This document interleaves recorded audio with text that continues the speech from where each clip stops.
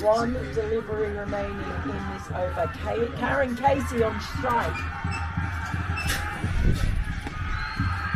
This is down the ground, going to get at least the single. Will he take the second? He does. Interesting decision from Karen Casey. I don't think Scotland will mind that too much. That's not the worst result. Score moves to 290 for 8. 1 over remains. 7 required to win. 6. And we'll do it all again. We'll head off to the super over. Oh my goodness. Don't do that to me. Don't do that to me, Lenny. We're not going to tie. Don't even say it and think fate. It could be happening. We had one last month in Florida. A remarkable game. There is super overs. Long discussions now. Matthew Cross, the vice captain, joins the skipper Richie Berrington to talk to Mark Watt about what to do here. Surely the discussion between Karen Casey and Sandy Plamachani has to be one of, Sandy, get me a single, let me unleash my long levers, I'll win it with a maximum. Oh boy. Don't love the associate game. Don't know what more it can do to entertain and dramatise our wonderful sport. Every single match in this league, every single game in the pathways continues to astound. Yet again, we've got a classic on our hands as the clock very nearly reaches midnight back in Kathmandu. I suspect not a single person has gone to bed early because it's those two heroes, the two men that were together at the crease as they gained their ODI status for the first time down in Windhoek. That Valentine's Day miracle might be getting joined by a June miracle here in the bitter cold in Scotland. They have it all to do, the Scots, to turn this game around. 7 runs required, 6 deliveries left, and they've got their trump asset bowling at the death. Can Mark Watt pull it off? Wow, he went for 13 runs in his last over. He really was under the pump after being very tight and disciplined. And you can see now all the marshalling going on. There are fielders running everywhere. Watt having a big say. They're settling into position now. This is a huge over. Dom, Nepal fans if they win, yeah? Nepal fans, they'll lose their minds. Okay. Final over incoming. Plamachani taken! It's another twist! It's another turn! Munsey clings on! Oh! And KC will be stranded at the non-striker's end as Ridgen Dakal comes to the crease. You rarely keep Mark Watt wicketless in any 10 over spell, and he strikes back. Wow! Wow!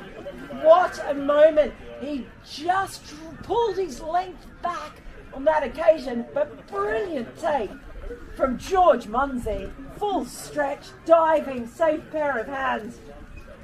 What more can we get from this game? Plamachani is almost inconsolable as he goes off. 5 runs. Karen Casey down at the non-striker's end. Nothing he can do at the moment but watch. Ridgen Dakal is going to have to play his role now with the bat in hand. He's going to have to find a way to get KC on strike, and I'd be pretty sure that KC will only try to do one thing then. He'll try to win it with the maximum. Might have as many as 4 balls to do it. But Dakal is somehow going to have to try and get any piece of bat on this ball and just sprint down the other end. It might be a case here, Mel, of tip and run.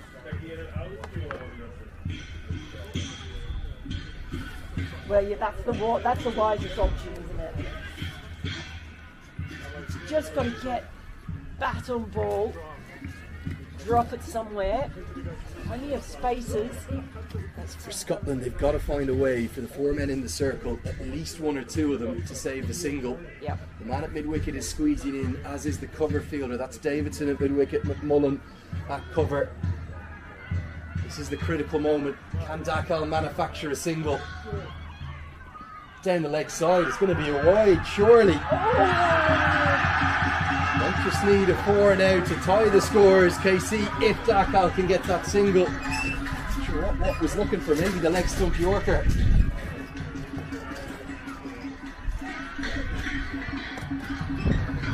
Here comes Watt again, 5 deliveries left, 6 to win. Not going to find a single. Great squeezing from Davidson. And a good loud call from Karen KC. No run there. Oh boy. So, that was still 4 legal deliveries left. Edged away, an edge for the single. Why is the man at short third so deep? It's going to give Karen KC a chance to win it. A 4 will tie it. A 6 will be a walk-off maximum. It's 5 to win. I think there's only going to be one answer here. 4s or 6s for KC, and he's going to have 3 chances to do it.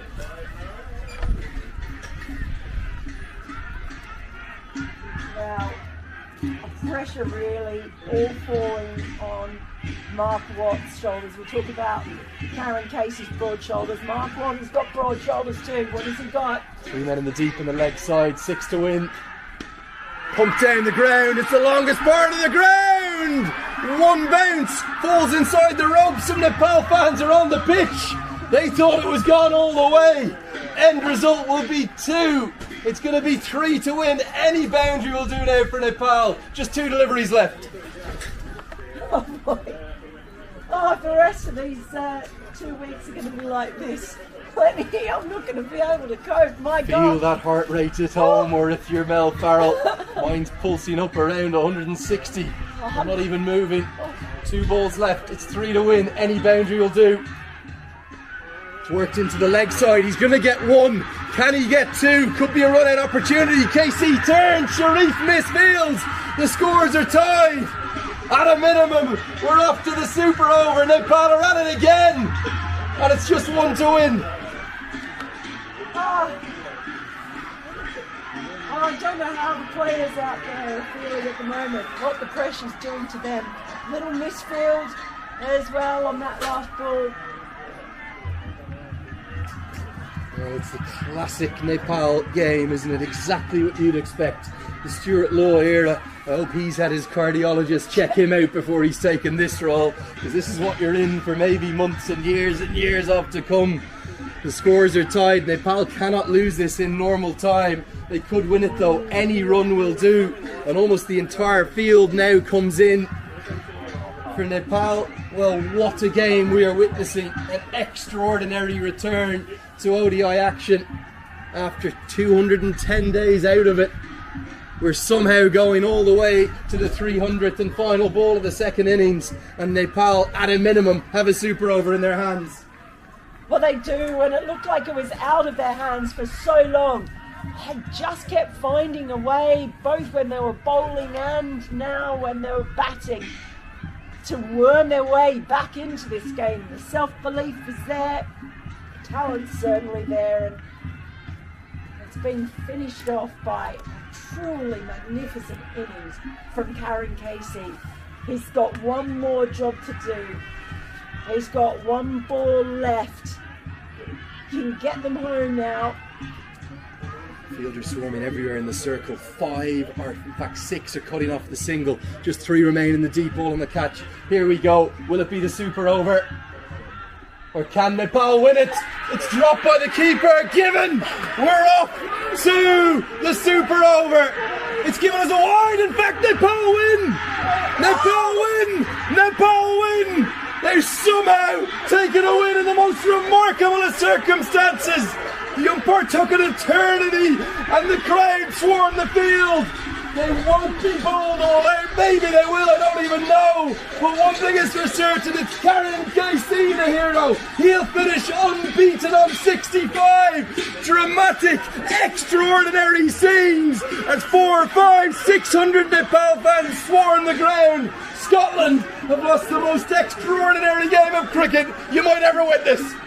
And Karen KC is being held aloft by hundreds, and I'm not sure he's going to even get off the ground.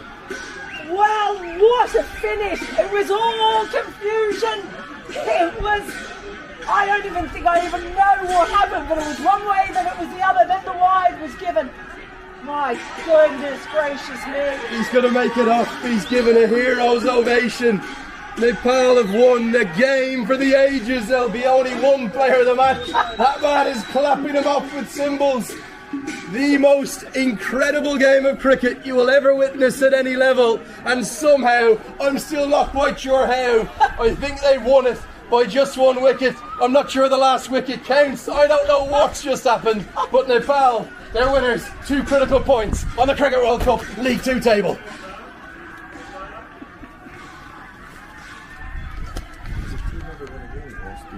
I think the wide is in effect before the run out. I think the wide wins them. They are 207 stumping. I don't know. I actually don't know. I think because it was Well, mass confusion reigns. I wonder if Nepal or any side ever won a game by no wickets before. We're going to call it as a 1-wicket victory for the moment. I think the wide supersedes the run out that then follows it. More acute followers of the laws than I will hopefully educate me. But look at these scenes, glorious scenes, emotional scenes. Nepal, they're at it again. I mean, only Nepal could win a game in such fashion on the very last ball. Replay the last ball. Dom, replay the last ball. We'll have a look at that last ball and see if we can... Well, mass confusion is reigning right now because I certainly, in all the cricket I've ever watched, let's get another look. He's come across, and has it flicked the pad, I wonder? What an incredible call from the umpire Milne. He took an eternity to give it to... And Scotland were celebrating the super over. Just roll this replay through. Keep rolling it if we can. Vijay Dakal says, no, look at your own umpire. He's indicating a wide. And look at the pitch invasion that followed. Emotional, incredible scenes. Stuff you could not write or make up. And right now, the game, I believe, is done off the wide. So therefore, the run out will not count. Both batters will end up not run out. I'd already thought we were off to the super over. I think we all need to catch our breath. Mel Farrell, what have we just witnessed? I'm still trying to process it.